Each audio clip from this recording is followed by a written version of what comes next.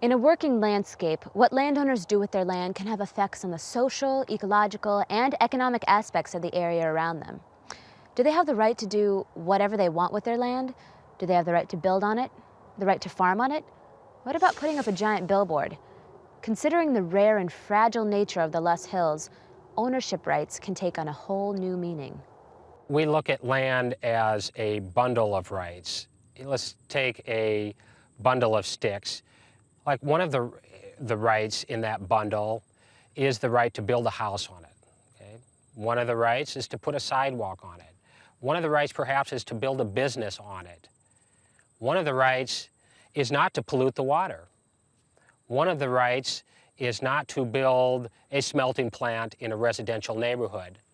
So the idea is there are some rights that we do have with private property, but there are some rights we don't. You can't do just anything you want.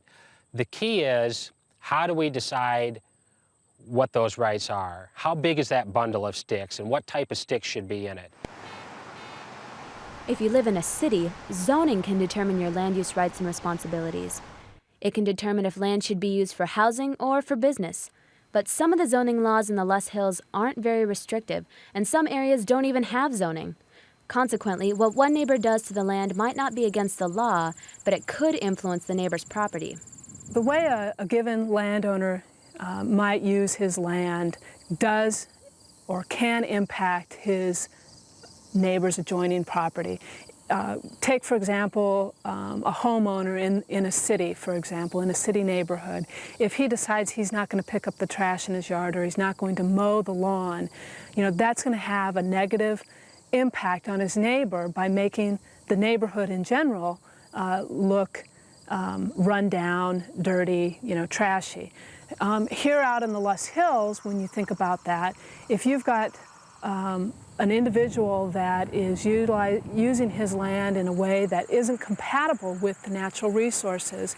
For example, he's building a home or a structure on top of a ridge, and he's got a neighbor that owns land at the bottom of the hill. He might get some erosion that takes place and slumping of the hill.